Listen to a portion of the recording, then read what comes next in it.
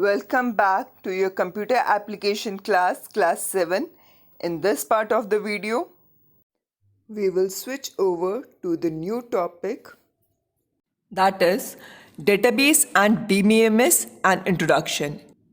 In this chapter, we will learn about database management system, relational database management system, tables and components of MS Access. Let's begin with the introduction of database. Database is nothing more than the collection of data organized in a manner that allows to access, retrieve and use of that data easier.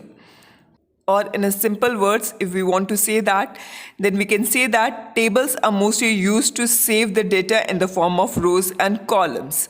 And the collection of that tables is termed as database. Database is simply a collection of tables or the collection of data organized in a manner that allows access, retrieval and use of data easy and quick.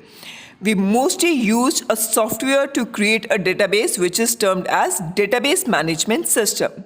Database management system allows you to create computerized data, add the data into it, make the changes in that, delete the data according to your requirement, sort and retrieve the data, create forms, reports and access according to the requirement.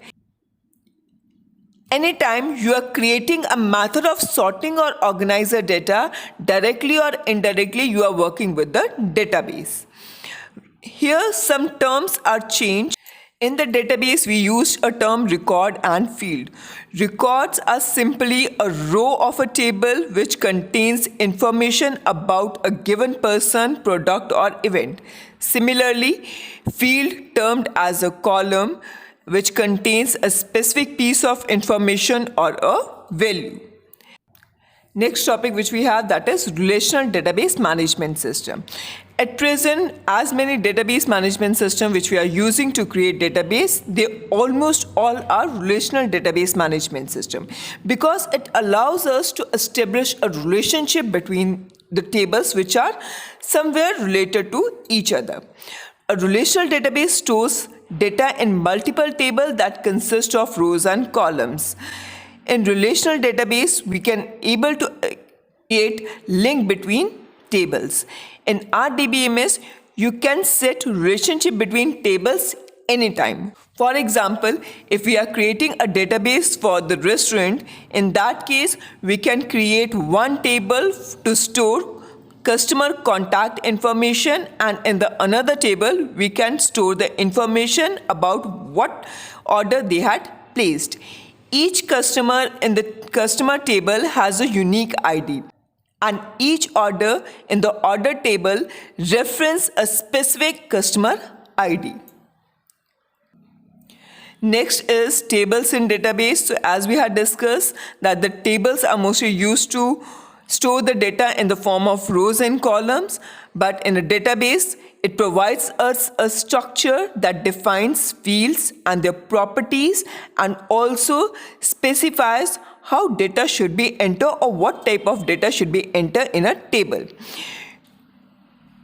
In database, each table field need to be precise about well-defined purposes. For example, a table may store customer contact information or a product or inventory or a personal record. Whenever we establish a relationship between the tables, in that case, at least one unique value is required, which mostly is unique in all the tables and same in all the tables. Let's take the reference of the database which we had created for the restaurant. There, the unique ID was customer ID. Reason is because two customer name can be same, but their ID cannot be same. If we'll take the reference of a class, in that case, the two students' name can be same, but their roll numbers cannot be same. If we are creating a database for the class, in that case, the unique ID will be not the name, but it will be the roll number. In the next part of the video, we will discuss about MSSS, and also we will learn about the various components of MSSS. That's all in this part of the video. Thank you.